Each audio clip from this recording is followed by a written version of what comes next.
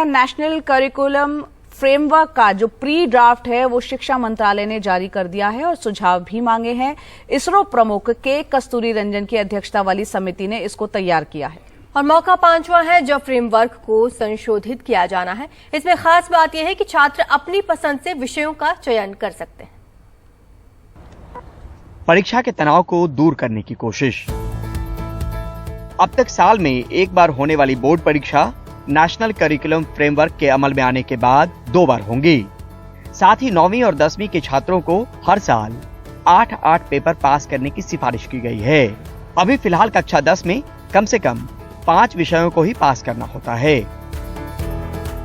अब senior secondary level पर केवल साइंस, ह्यूमैनिटीज और कॉमर्स स्ट्रीम का बंधन नहीं रहेगा, बल्कि छात्र अपनी पसंद से विषयों का कॉम्बिनेशन बना सकता है। मसलन साइंस का छात्र आर्ट्स और कॉमर्स के विषय भी चुन सकता है। 12वीं के फाइनल रिजल्ट में 11वीं के रिजल्ट का भी कुछ वेटेज देने की बात है। ठीक ऐसे ही 10वीं के रिजल्ट में 9वीं के रिजल्ट का कुछ वेटेज देने की बात भी है। महीने में 2 शनिवार को हाफ डे मॉडल भी फॉलो किया जा सकता है। लिखित परीक्षा की शुरुआत कक्षा 3 से होगी। 6ठी कक्षा से मल्टीपल चॉइस के सवाल परीक्षा में पूछे जाएंगे। यही नहीं, परीक्षा में MCQ की संख्या बढ़ाई जाएगी, दीर्घ प्रश्नों की वेटेज कम होगी।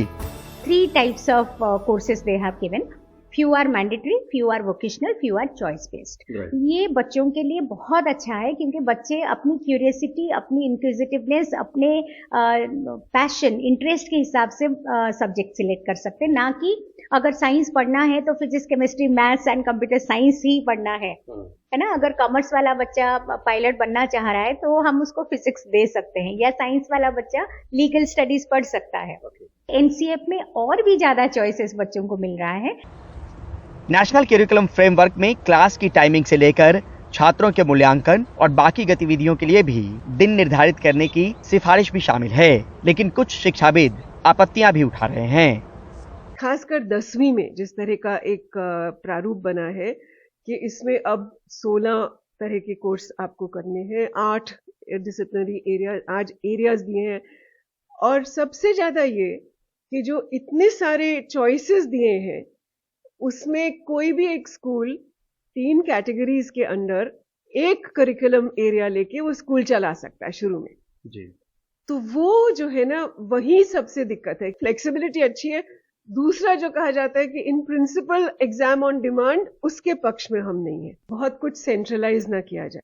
तो बदलते वक्त के साथ बदलाव की ये कोशिश बच्चों की चुनौती और मुश्किलों को कम करने को लेकर है, पर सुझाव अभी आने बाकी हैं।